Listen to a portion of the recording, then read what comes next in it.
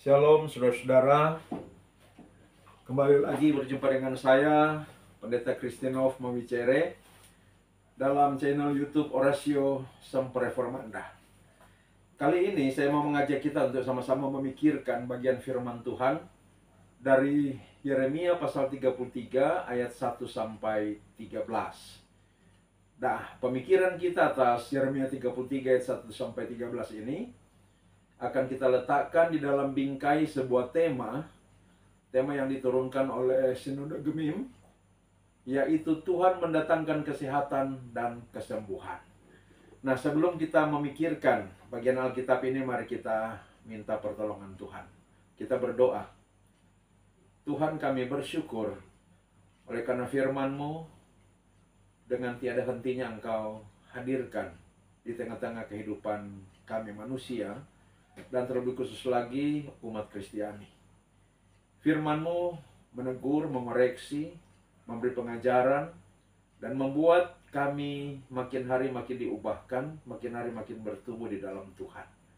Dan karena itu ketika kami hendak membaca dan memikirkan lagi bagian firman Tuhan dari Yeremia pasal 33 ayat 1 sampai 13, kami memohon tuntunan Roh Kudus bagi kami, supaya hati kami menyatu dengan hati Tuhan, pikiran kami menyatu dengan pikiran Tuhan, dan kami boleh melihat pesan-pesan yang Tuhan mau titipkan, sampaikan kepada kami. Pesan-pesan yang mengubahkan dan bahkan pesan-pesan yang menghidupkan. Kami serahkan beberapa waktu ke depan ini ke dalam tangan Tuhan. Pimpin, bimbing kami Tuhan. Di dalam nama Tuhan Yesus kami berdoa. Amin. Saudara-saudara, mari kita membaca bersama-sama terlebih dahulu bagian Alkitab ini. Yeremia pasal 33 ayat 1 sampai 13. Berkata demikian. Janji pemulihan keadilan Yerusalem dan Yehuda. Datanglah firman Tuhan untuk kedua kalinya kepada Yeremia ketika ia masih terkurung di pelataran penjagaan itu, bunyinya. Beginilah firman Tuhan yang telah menjadikan bumi dengan membentuknya dan menegakkannya. Tuhan ialah namanya. Berserulah kepadaku, maka aku akan menjawab engkau, dan akan memberitahukan kepadamu hal-hal yang besar dan yang tidak terpahami, yakni hal-hal yang tidak kau ketahui. Sebab beginilah firman Tuhan Allah Israel mengenai rumah-rumah di kota ini dan mengenai gedung-gedung istana Raja Yehuda yang dirobohkan untuk dipakai terhadap tembok-tembok pengepungan dan pedang. Orang akan masuk pertempuran melawan orang-orang Kasdim, dan kota ini akan penuh dengan bangkai-bangkai manusia yang telah kupukul mati karena murkaku dan kehangatan amarahku. Sebab aku telah menyembunyikan wajahku dari kota ini oleh karena segala kejahatan mereka. Sesungguhnya aku akan mendatangkan kepada mereka kesehatan dan kesembuhan, dan aku akan menyembuhkan mereka, dan akan menyingkapkan kepada mereka kesejahteraan dan keamanan yang berlimpah-limpah. Aku akan memulihkan keadaan Yehuda dan Israel, dan akan membangun mereka seperti dahulu. Aku akan mentahirkan mereka dari segala kesalahan yang mereka lakukan dengan berdosa terhadap aku, dan aku akan mengampuni segala kesalahan yang mereka lakukan dengan berdosa dan dengan memberontak terhadap aku. Dan kota ini akan menjadi pokok kegirangan, ternama, terpuji, dan terhormat bagiku di depan segala bangsa di bumi yang telah mendengar tentang segala kebajikan yang kulakukan kepadanya. Mereka akan terkejut dan gemetar karena segala kebajikan dan segala kesejahteraan yang kulakukan kepadanya. Beginilah firman Tuhan. Di tempat ini yang kamu katakan telah menjadi reruntuhan tanpa manusia dan tanpa hewan, di kota-kota Yehuda dan di jalan-jalan Yerusalem yang sunyi sepi itu tanpa manusia, tanpa penduduk dan tanpa hewan, akan terdengar lagi suara kegirangan dan suara sukacita, suara pengantin laki-laki dan suara pengantin perempuan, suara orang-orang yang mengatakan, bersyukurlah kepada Tuhan semesta alam, sebab Tuhan itu baik, bahwasannya untuk selama-lamanya kasih setianya, sambil mempersembahkan korban syukur di rumah Tuhan. Sebab aku akan memulihkan keadaan negeri ini seperti dahulu, firman Tuhan. Beginilah firman Tuhan semesta alam. Di daerah ini yang sudah menjadi reruntuhan tanpa manusia dan tanpa hewan, dan segala kotanya akan ada lagi padang rumput bagi gembala-gembala yang membaringkan kambing domba di situ. Di kota-kota pegunungan, di kota-kota daerah bukit, di kota-kota tanah Negeb, di daerah Benyamin, di sekitar Yerusalem, dan di kota-kota Yehuda, kambing domba akan lewat lagi dari bawah tangan orang yang menghitungnya. Demikianlah firman Tuhan. Demikian saudara-saudara, teks firman yang menjadi bahan bacaan kita. Dan ini adalah bagian Alkitab yang hendak dibaca dan dipikirkan, direnungkan, diberitakan di Gereja Masih Injili di Minahasa pada hari Minggu tanggal 4 Agustus sampai tanggal 10 Agustus nanti. Jadi sekali lagi kita akan memikirkan bagian Alkitab ini dalam bingkai tema Tuhan mendatangkan kesehatan dan kesembuhan. Nah, saudara-saudara, tema ini merupakan bagian dari janji pemulihan yang Tuhan membuatkan melalui Nabi Yeremia kepada umat Yehuda, seperti yang dikatakan dalam ayat 6. Di ayat 6 itu, sekali lagi saya bacakan, berkata begini. Sesungguhnya aku akan mendatangkan kepada mereka kesehatan dan kesembuhan, dan aku akan menyembuhkan mereka dan akan menyingkapkan kepada mereka kesejahteraan dan keamanan yang berlimpah-limpah. Saudara-saudara, ayat 6 ini sebenarnya mirip dengan yang dikatakan sebelumnya pada pasal 30 ayat 15 sampai 17. Saya bacakan ya, pasal 30 ayat 15 sampai 17 berkata begini. Ini sama dengan ayat 6 tadi, memiliki kesamaan. Mengapakah engkau berteriak karena penyakitmu, karena kepedihanmu yang sangat payah, karena kesalahanmu banyak, dosamu berjumlah besar? Maka aku telah melakukan semuanya ini padamu.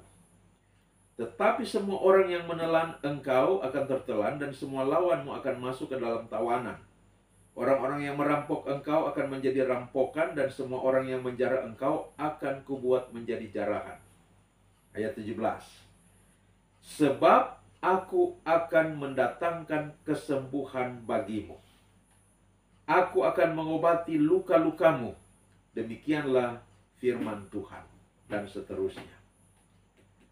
Nah, saudara-saudara, nubuat ini diperkatakan Tuhan di tengah-tengah keadaan Yehuda yang sedang terpuruk akibat penghukuman Tuhan atas dosa-dosa mereka.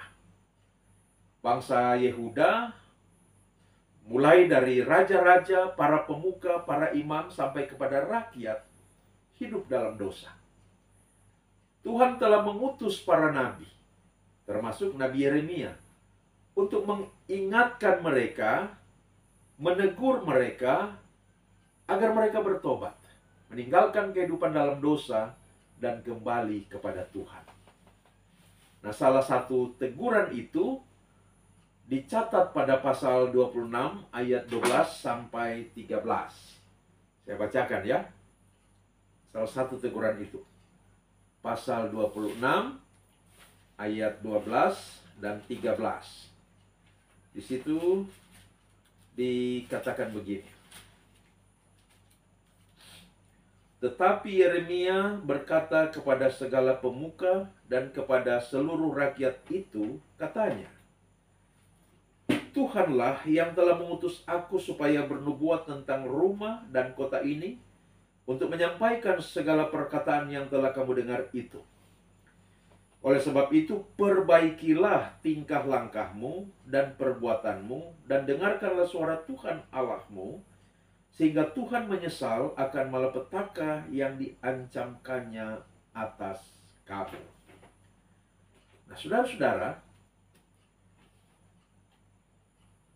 Tuhan menegur, memperingatkan umat Yehuda melalui nabi-nabi, termasuk Nabi Yeremia. Akan tetapi, umat Yehuda tidak mengindahkan teguran Tuhan. Nabi Yeremia malah ditangkap dan dipenjarakan karena dituduh menentang penguasa Yehuda. Maka Tuhan menimpakan penghukumannya atas mereka. Kerajaan Babilonia datang menggempur kota Yerusalem sehingga hancur berantakan. Dan sebagian penduduknya diangkut ke Babel sebagai tawanan. Yehuda mengalami kehancuran, penderitaan, dan kesakitan. Nah, di tengah-tengah keadaan hancur, menderita, dan sakit itulah Tuhan menubuatkan kesembuhan dan kesehatan seperti yang kita baca pada teks kita tadi. Nah, saudara-saudara, dari nubuatan firman Tuhan ini, kita dapat melihat dua hal.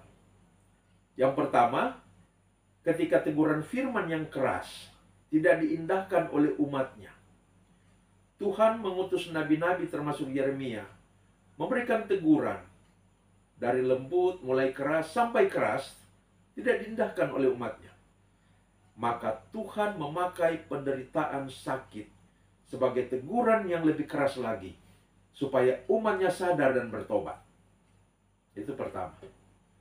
Yang kedua, Tuhan tidak menghendaki umatnya terus tinggal dalam penderitaan sakit. Tuhan menghendaki umatnya sembuh dari sakit dan memperoleh kesehatan. Nah, sekarang mari kita memikirkan dua hal ini. Yang pertama, Tuhan memakai penderitaan sakit sebagai teguran yang lebih keras lagi, supaya umatnya sadar dan bertobat dari dosa. Nah, dalam kasus Israel atau Yehuda, setiap teguran Tuhan selalu didahului dengan peringatan dan teguran para nabi. Para nabi termasuk Yeremia secara rinci dan spesifik menyebutkan dosa-dosa apa saja yang dimaksudkan Allah. Lalu mereka dituntut untuk bertobat, meninggalkan dosa-dosa itu dan kembali kepada Allah. Kemudian, bila kesempatan untuk bertobat itu tidak dimanfaatkan oleh umat Israel atau Yehuda, maka Tuhan Allah akan datang dengan penghukuman. Penghukuman itu dalam bentuk apa? Nah, itu pun disebutkan secara konkret kepada penduduk Yerusalem. Yeremia memaklumkan dalam pasal 32 ayat 2 sampai 5. Pasal sebelum dari pembacaan kita tadi. Pasal 32 ayat 2 sampai 5. Begini nubuat tentang penghukuman itu. Pada waktu itu tentara Raja Babel mengepung Yerusalem, dan Nabi Yeremia ditahan di pelataran penjagaan yang ada di istana Raja Yehuda. Sebab Sedekia Raja Yehuda telah menahan dia di sana dengan tuduhan, "Mengapa engkau bernubuat? Beginilah firman Tuhan. Sesungguhnya aku menyerahkan kota ini ke dalam tangan Raja Babel, supaya ia mendudukinya." Sedekia Raja Yehuda tidak akan luput dari tangan orang Kasdim, melainkan pasti akan diserahkan ke dalam tangan Raja Babel, sehingga ia berbicara dengan dia mulut sama mulut dan melihat dia mata sama mata. Sedekia akan dibawanya ke Babel, dan di sanalah ia akan tinggal sampai aku memperhatikannya. Demikianlah firman Tuhan. Apabila kamu berperang melawan orang Kasdim itu, kamu tidak akan beruntung. Saudara-saudara, jadi kesakitan tidak jarang dipakai Tuhan sebagai megafon, sebagai corong, sebagai pengeras suara yang memperkeras volume suara teguran Tuhan kepada umatnya, yang mengeraskan hati terhadap teguran-tegurannya supaya umatnya mendengar dan bertobat. Kesakitan menyuarakan secara keras teguran Tuhan untuk membuat manusia tersentak, memaksanya menengok dan memeriksa diri untuk mendapati dosanya, lalu menyesal, memohon ampun, dan kembali kepada Tuhan.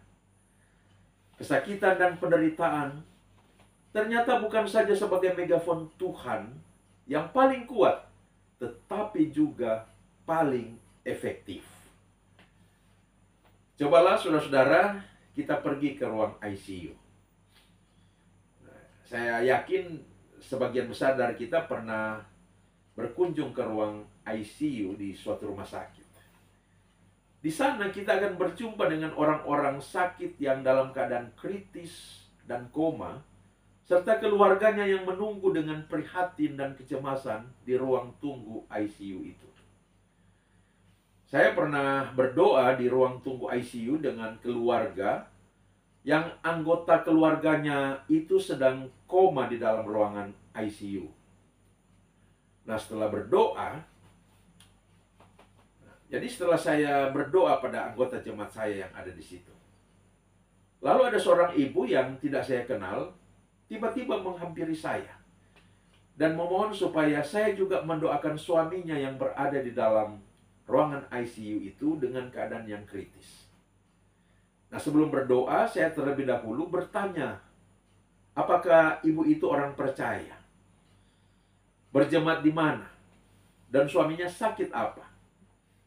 Sang ibu menjawab semuanya. Namun ada yang menarik. Ibu ini dia mengaku bahwa memang mereka orang Kristen, tapi tidak pernah beribadah di gereja maupun di kolong. Ibu itu kemudian mengatakan bahwa dia berjanji akan rajin beribadah bila Tuhan berkenan menyembuhkan suaminya dari sakit yang parah itu. Jadi saudara-saudara, ada juga kejadian yang menurut saya cukup unik. Ini kejadian lainnya. Saya juga pernah melakukan pelayanan doa di ruang gawat darurat bedah suatu rumah sakit. Nah, selesai mendoakan seorang anggota jemaat yang kecelakaan, namun dia tidak begitu parah dalam kecelakaan itu. Nah, selesai saya mendoakan dia, seseorang mendekati saya dan meminta mendoakan seorang gadis yang ada di ruangan itu. Katanya gadis itu yang meminta dia untuk memanggil saya. Saya mendekati gadis yang sedang terbaring dan menangis-nangis meringis sambil menyebut-nyebut nama Allah. Nah, dari penyebutan kata Allah yang saya dengar dari mulutnya itu, saya jadi tahu bahwa gadis itu bukan umat Kristen. Tapi kemudian dia berkata kepada saya, "Bapak Pendeta, tolong doakan saya." Nah, sebelum saya mendoakan beliau, saya bertanya dulu, apa yang dialami gadis itu?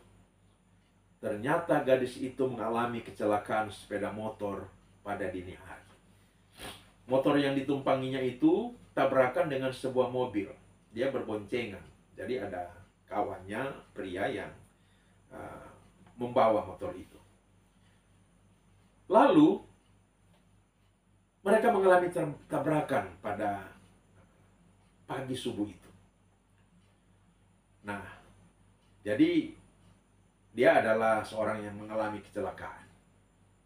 Lalu tiba-tiba mereka membuka kain yang menutupi kaki gadis itu.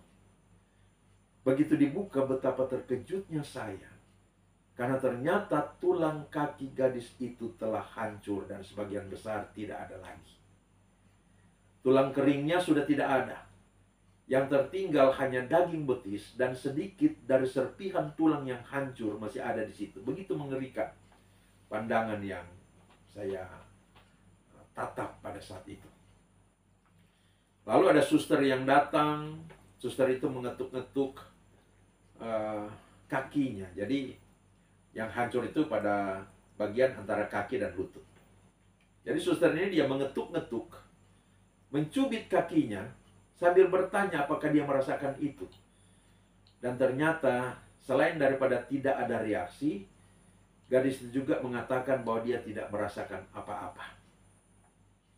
Suster perawat itu menginformasikan bahwa saraf kakinya sudah hancur bersama tulang tungkai kakinya.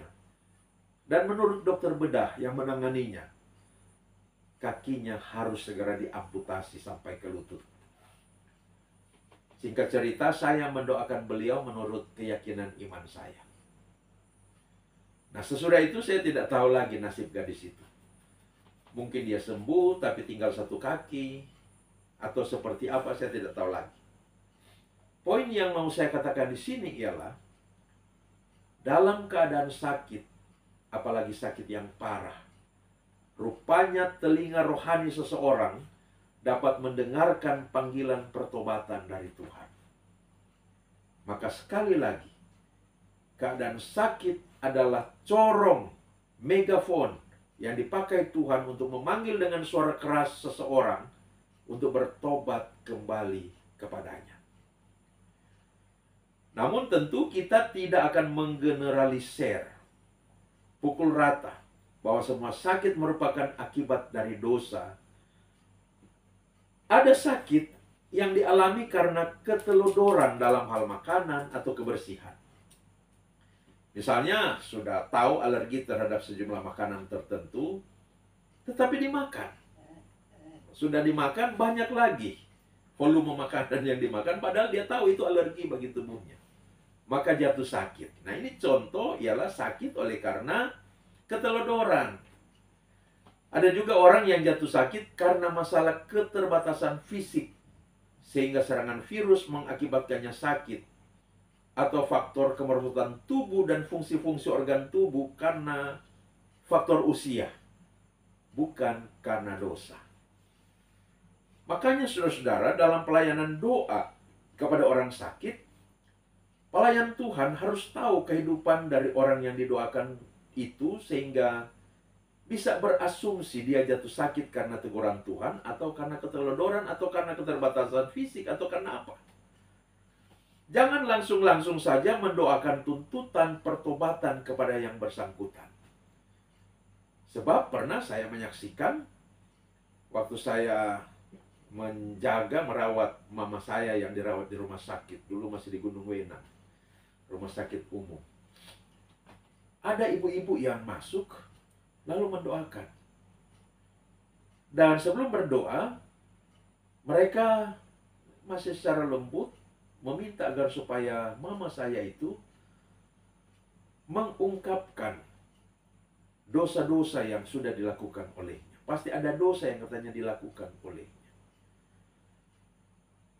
Lalu oleh karena mama saya bingung, dia tidak tahu apa yang dia lakukan sebagai dosa. Mereka semakin menuntut dan menekan lebih keras lagi. Maka saya yang waktu itu sekolah di Fakultas Teologi, saya langsung dengan sopan meminta supaya dua orang ibu pendoa itu meninggalkan ruangan itu dan tidak usah mendoakan mama saya. Nah, jadi ada fenomena dan bahkan realita yang seperti itu, di mana ada orang-orang yang memandang sakit penyakit itu semuanya disebabkan oleh dosa pribadi. Nah, saudara-saudara, kalau memang kita tahu jelas bahwa orang yang sakit itu hidup dalam dosa, boleh saja kita menuntun dia dengan firman yang memanggil untuk bertobat dan mendoakan dia untuk kembali kepada Tuhan. Tapi kalau kita tidak tahu jelas, maka jangan. Mungkin saja seseorang jatuh sakit karena keteledorannya sendiri, atau karena faktor keterbatasan fisik, ya, atau karena faktor-faktor yang lain. Jadi saudara-saudara, sepertinya cuma megafon kesakitanlah yang terdengar cukup nyaring dan bekerja cukup efektif untuk menggiring beraneka ragam manusia untuk sama-sama menekuk lutut mereka dan memalingkan hati mereka kepada Allah. Jadi itu yang pertama. Sekarang kedua, dari teks firman yang kita baca tadi, kita dapat melihat bahwa Tuhan tidak menghendaki umatnya terus tinggal dalam penderitaan sakit. Tuhan menghendaki umatnya sembuh dari sakit dan memperoleh kesehatan.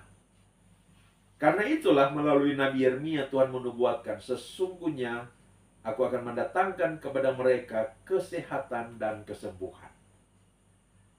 Nah, saudara-saudara, dalam konteks Yehuda, nubuat ini digenapi tatkala umat Yehuda pulang kembali dari pembuangannya di Babel, pulang kembali ke Yerusalem. Lalu mereka membangun kota Yerusalem, dan bait Allah di dalamnya juga dibangun kembali. Nah, itu memang sebuah proses yang panjang dan tidak mudah. Namun, nubuat Tuhan itu digenapi. Tentu jauh lebih sehat hidup di tanah sendiri daripada hidup di pembuangan di negeri orang. Namun dalam konteks yang lebih jauh lagi, kehendak dan kuasa Tuhan untuk mendatangkan kesembuhan dan kesehatan itu diperlihatkan Tuhan melalui karya Kristus di bumi ini.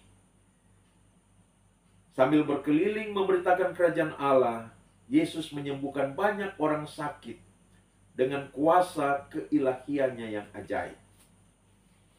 Walaupun demikian, mujizat penyembuhan yang dilakukan Yesus dan yang digemari oleh banyak orang tidak pernah dijadikan oleh Yesus sebagai pusat pelayanannya, apalagi sebagai alat pemikat.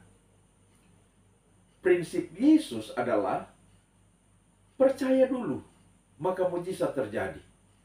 Bukan pamerkan mujizat sebanyak-banyaknya, supaya sebanyak-banyaknya pula orang yang menjadi takjub dan percaya kepadanya. Bukan begitu. Cuma sesekali saja, pada saat yang ia anggap perlu, ia memperlihatkan kuasanya. Tapi pada umumnya, ia memilih untuk menghormati hukum alam. Bahkan pada saat yang paling gawat pun, ketika ia akan ditangkap, ia berkata, kita mungkin ingat perkataan Yesus yang dicatat dalam Matius 26 ayat 53 ini. Kamu menyangka bahwa aku tidak dapat berseru kepada Bapakku supaya ia segera mengirim lebih dari 12 pasukan malaikat untuk membantu aku? Tapi bukan itu yang ia lakukan. Ia dapat saja menunjukkan kuasanya seperti itu, tapi bukan itu yang ia lakukan. Ia rela ditangkap untuk disalibkan. Nah, tatkala Yesus menyembuhkan orang-orang sakit dengan kuasa mujizatnya, sesungguhnya ia sedang menunjukkan tanda-tanda kerajaan Allah, bahwa dialah raja kerajaan Allah itu. Di dalam dia bertekuk lutut segala kuasa, termasuk sakit penyakit. Dan di dalam kerajaan Allah ada kesembuhan serta kesehatan, bahkan kesehatan yang sempurna, yang sejati. Di dalam kerajaan Allah yang eskatologis itulah kesehatan yang sejati itu akan dialami oleh orang-orang yang percaya dan diselamatkan. Yaitu di dalam langit yang baru dan bumi yang baru, tidak ada lagi sakit penyakit dan penderitaan seperti yang dikatakan dalam Wahyu 21 ayat 1-4. Wahyu 21 ayat 1-4 berkata begini. Lalu aku melihat langit yang baru dan bumi yang baru.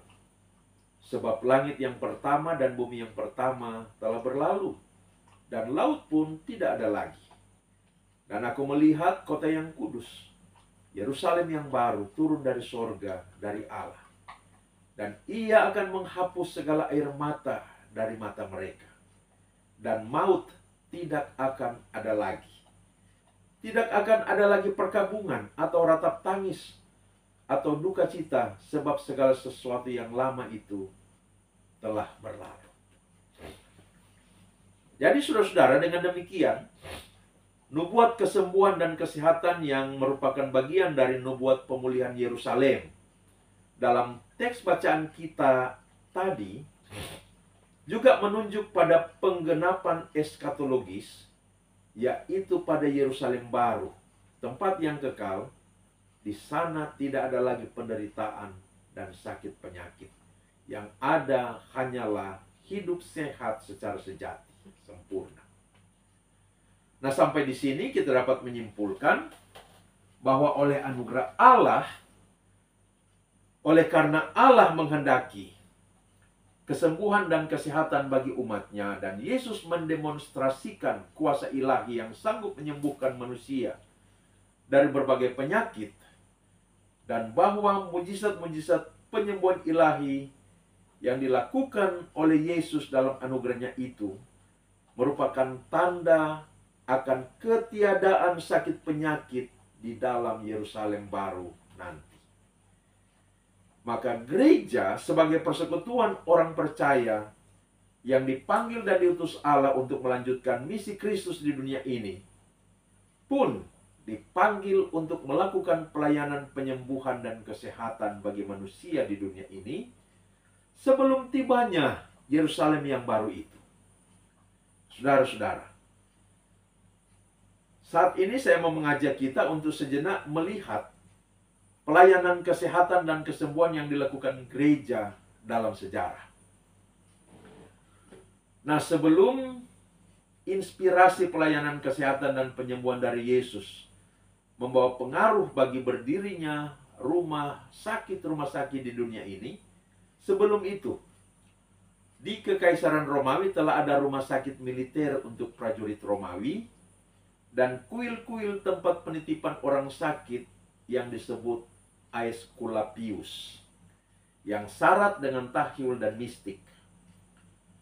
Hanya para prajurit, gladiator, dan budak yang boleh dibawa ke Aesculapius. Namun, para rohaniwan yang ada di sana, ini rohaniwan tanda kutip, yang ada di dalam kuil-kuil penyembuhan yang disebut Aesculapius itu, tidak memiliki tanggung jawab dan keharusan untuk menangani mereka. Orang sakit yang dibawa ke Aesculapius dianggap sebagai orang yang tidak berguna, yang umumnya dibiarkan di sana untuk mati.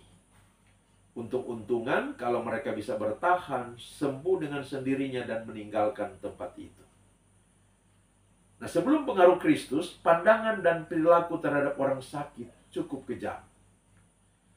Para pekerja kasar dan orang miskin lainnya tidak punya tempat perlindungan.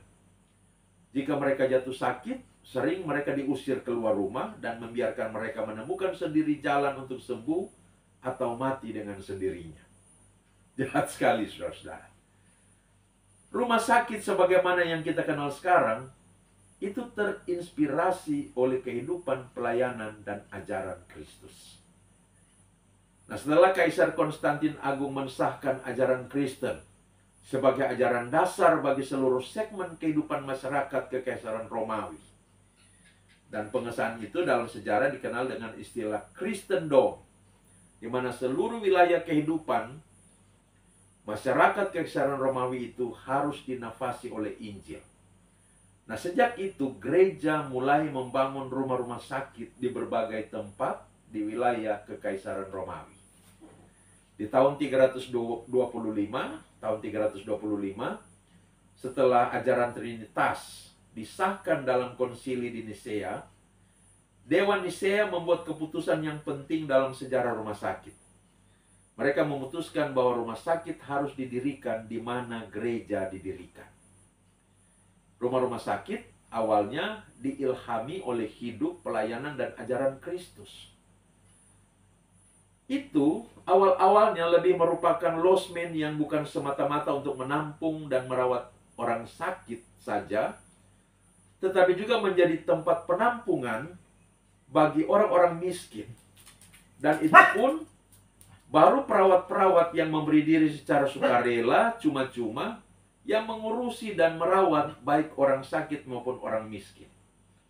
Yaitu perawat-perawat yang terdiri dari biarawati-biarawati. Pada tahun 1300-an, mulai muncul dokter-dokter. Tetapi itu baru di rumah sakit besar, di kota-kota besar di negara Prancis. Sampai abad ke-19, berarti tahun 1800-an, rumah sakit hanya digunakan oleh para fakir miskin, bukan oleh semua orang. Rumah-rumah sakit waktu itu sangatlah kotor. Orang yang ekonominya bagus dirawat di rumahnya sendiri. Dokter mendatangi mereka. Mereka tidak mau ke rumah sakit karena kotor. Nah, dengan perkembangan ilmu bakteri atau bakteriologi oleh Louis Pasteur di abad ke-19 dan ilmu antiseptik oleh Joseph Lister juga di abad ke-19. Keduanya adalah ilmuwan Kristen di abad ke-19.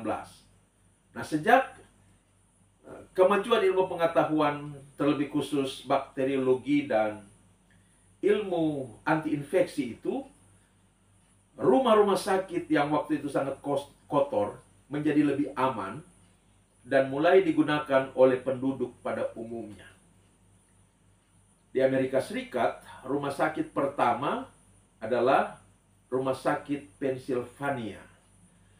Didirikan di Philadelphia pada tahun 1751 oleh sebagian besar umat Kristen aliran Quaker. Aliran Quaker itu adalah sebuah komunitas Kristen Protestan.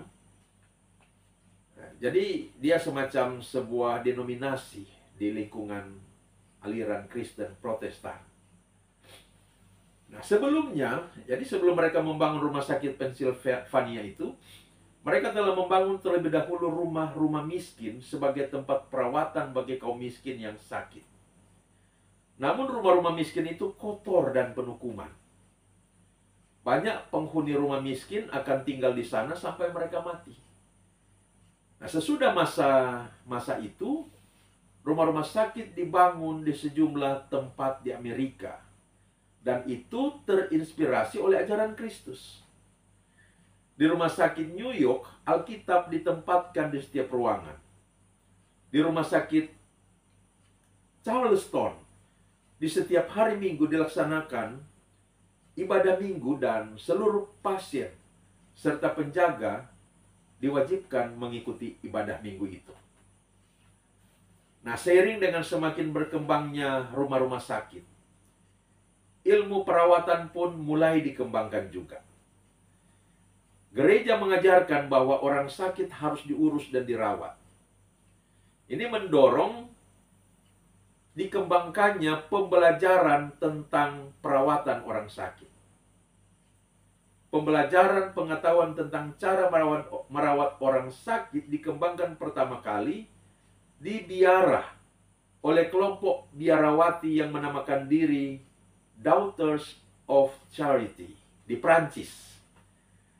Nah, setelah sedikit belajar bersama bagaimana merawat orang sakit, terutama belajar teknik bedah dan menyembuhkan luka. Konteksnya di abad ke-19 itu adalah konteks perang, kan? Maka ilmu bedah dan merawat menyembuhkan luka itu menjadi ilmu yang paling pokok. Mereka kemudian keluar dari biara setelah mempelajari itu dan berpencar ke rumah-rumah sakit yang ada untuk merawat orang-orang sakit secara sukarela atau cuma-cuma. Seiring berjalannya waktu, ilmu perawatan pun makin berkembang ke arah modern. Pendiri ilmu perawatan modern adalah seorang wanita saleh bernama Florence Nightingale. Dia lahir tahun 1820, meninggal pada tahun 1910. Florence Nightingale, ia menulis sebuah buku yang berjudul Catatan Mengenai Rumah Sakit yang diterbitkan pada tahun 1859. Buku itu membawa dampak yang sangat besar dalam penerapan perawatan bagi orang sakit dan dalam menciptakan rumah sakit yang bersih dengan administrasi yang lebih teratur dan efektif di Eropa dan Amerika. Di tahun 1860, Florence Nightingale membuka sekolah pelatihan juru rawat, yaitu sekolah yang bernama Nightingale School for Training Nurses. Pada tahun 1864, dengan dibidani oleh seorang Kristen Injili atau Kristen Protestan, dia adalah anggota gereja Injili yang bernama Henry Dunant. Lahirlah organisasi internasional yang bernama Palang Merah, sebuah organisasi kemanusiaan yang netral yang didirikan dengan tujuan membantu mereka yang terluka di medan pertempuran. Salib merah yang dipangkas bagian bawahnya digunakan sebagai lambang dari organisasi Palang Merah Internasional ini. Sejak berdirinya, Palang Merah sudah menyelamatkan jutaan nyawa sampai sekarang ini. Di tahun 1876, negara Turki dengan misi yang tetap seperti misi Palang Merah, mengubah lambang Palang Merah di negara mereka menjadi sabit merah, namun tetap dengan misi yang sama.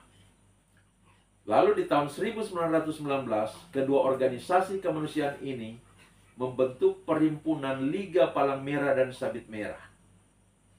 Nah, saudara-saudara, bayangkan saja, andaikan Henry Dunant tidak diilhamkan oleh ajaran Kristus, mungkin tidak akan ada organisasi kemanusiaan yang namanya Palang Merah ini, yang tentu juga sabit merah. Sebagai wujud kasih kepada Kristus, sejak abad ke-19, rumah-rumah sakit bermunculan di mana-mana. Karena kasih kepada Kristus, umat Kristen terdorong membangun rumah-rumah sakit di seluruh dunia, bahkan di hutan rimba terpencil pun. Lalu, modernisasi di dunia barat mengkondisikan terjadinya berbagai penemuan, termasuk berbagai penemuan jenis obat-obatan untuk berbagai jenis penyakit. Obat-obatan di dunia barat diperkenalkan kepada negara-negara berkembang melalui para misionaris, termasuk kepada kita di negara kita ini dan di tanah kita, tanah Minahasa. Dr. Martin Lloyd Jones, seorang dokter yang menjadi pendeta, dia menulis begini: pembangunan rumah-rumah sakit, perumusan peraturan kesehatan umum, dan banyak hal lain lagi terjadi sebagai akibat kepedulian dan kegiatan pelayanan gereja Kristen terhadap dunia ini. Nah, jadi saudara-saudara, itu sedikit perspektif sejarah tentang pelayanan kesehatan dan kesembuhan oleh kekristenan. Kekristenanlah yang telah mempelopori aksi pelayanan kesehatan dan kesembuhan sampai pada berdirinya rumah-rumah sakit dan bahkan sampai pada kemajuan ilmu pengetahuan dan teknologi medis modern. Ketika pelayanan kesehatan dan kesembuhan semakin maju di bawah pengelolaan pemerintah bangsa-bangsa di dunia ini, semakin baik. Dan kekristenanlah yang telah mempeloporinya. Demikian pula halnya di tanah Minahasa oleh Gereja Masih Injili di Minahasa. Rumah sakit tertua di Indonesia Timur adalah Rumah Sakit Siloam Sonder milik Gemim. Beberapa hari yang lalu saya menjenguk cucu saya yang dirawat di rumah sakit Siloam Sonder itu. Dan saya melihat rumah sakit itu sangat keren. Pasiennya banyak sekali, peralatannya mantap-mantap, sudah berstandar internasional, dan para tenaga medisnya profesional. Gemim kini memiliki beberapa rumah sakit dengan standar internasional dan tenaga-tenaga yang profesional, baik dokter, perawat, maupun manajemen rumah sakitnya. Katakanlah Rumah Sakit Bethesda Tomohon, Rumah Sakit Pancaran Kasih Manado, Rumah Sakit Kalooran Amurang, Rumah Sakit Siloam Sonder, Rumah Sakit Walanda Maramis Air Madidi, dan ada satu lagi kalau saya tidak salah, Rumah Sakit Gemim di Tondano, dan mungkin ada yang lain kalau saya sudah lupa. Nah, keberadaan rumah sakit Gemim ini sekarang ini sangatlah maju. Dan itu berkat pelayanan dari seluruh warga jemaat Gemim yang ada di seluruh jemaat dan wilayah Gemim. Oleh karena pelayanan kesehatan dan kesembuhan adalah misi yang diembankan Kristus kepada gereja, maka harus dikerjakan dengan sebaik mungkin dan seberkualitas mungkin. Selain daripada itu, harus dikatakan juga bahwa memang pergumulan sakit merupakan realita yang tak terpisahkan dari kehidupan manusia. Namun demikian, kita dipanggil untuk menjadi orang-orang percaya yang beriman dan cerdas dalam menjaga kesehatan dan mencegah diri dari sakit penyakit. Tuhan adalah pelindung kita. Tetapi Tuhan menghendaki kita merawat diri dan menjaga kebugaran tubuh agar tetap sehat jasmani dan rohani.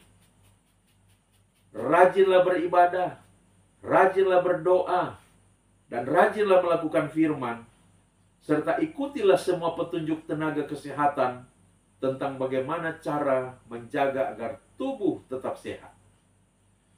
Bila jatuh sakit, langkah pertama, jangan pernah lupa berdoa. Langkah kedua, pergi ke dokter atau ke rumah sakit untuk memeriksakan diri dan ikuti semua petunjuk dan anjuran dokter serta tenaga medis yang ada di sana. Rumah sakit, semua sarana kesehatan dan para dokter serta juru rawat adalah anugerah Tuhan bagi manusia. Tuhan mendatangkan kesembuhan dan kesehatan melalui para tenaga kesehatan, tenaga medis, dan semua fasilitas kesehatan yang ada. Dan para tenaga kesehatan serta seluruh pengelola rumah sakit, ingatlah bahwa kalian adalah alat Tuhan untuk menghadirkan kesembuhan bagi orang-orang yang sakit. Layanilah mereka dengan kasih sesuai kehendak Tuhan. Bukan demi keuntungan, demi memperkaya diri. Tuhan memberkati kita semua agar supaya pelayanan kesehatan oleh Gemim semakin maju. Lalu sekarang, bagaimana dengan jemaat-jemaat wilayah pelayanan Gemim? Adakah pelayanan kesehatan dan kesembuhan yang dijalankan di setiap jemaat? Bagaimana dengan dana sehat? Bagaimana dengan klinik jemaat? Bagaimana dengan komisi kesehatan? Tuhan kiranya menolong kita semua untuk memajukan pelayanan kesehatan di Gereja Masih Injili di Minahasa dan melalui Gemim kepada dunia ini. Terpujilah Kristus. Amin. Mari kita berdoa. Tuhan, Engkau Tuhan yang berkuasa. Dalam kekuasaan-Mu, segala sakit penyakit tidak dapat berkuasa selama-lamanya dalam tubuh anak-anak-Mu. Dan oleh sebab itu, ketika pergumulan sakit datang, mampukanlah kami umat-Mu untuk selalu datang kepadamu, memohonkan kesembuhan, memohonkan kesehatan, sebab Engkaulah Tuhan sumber pertolongan dan bahkan tabib yang sempurna. Engkau Tuhan yang menghendaki supaya kami hidup sehat. Dan karena itu, anugerahi kami hikmat untuk dapat menjaga diri, menjaga kesehatan, menjauhkan diri dari hal-hal yang dapat membuat kami sakit, seperti menenggak miras, berjudi sampai larut malam sampai pagi, melakukan perilaku seks bebas yang bahkan sangat berisiko oleh karena HIV AIDS adalah virus yang sangat mematikan yang beredar di mana-mana, dan berbagai pola hidup lainnya yang bisa mendatangkan sakit serta kematian.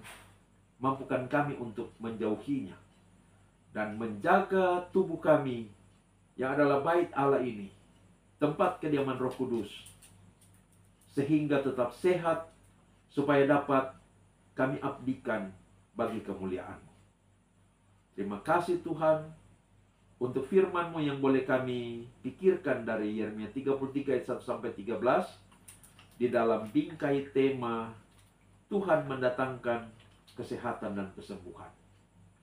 Berkatilah pemberitaan firman yang akan dilakukan minggu depan dari tanggal 4 sampai 10 Agustus dari bagian Alkitab ini dan dalam tema ini, agar supaya boleh semakin meneguhkan iman dan membentuk perilaku Kristiani dalam kehidupan kami umat-Mu. Terpujilah nama-Mu ya Tuhan. Inilah doa kami. Di dalam nama Tuhan Yesus kami berdoa. Amin.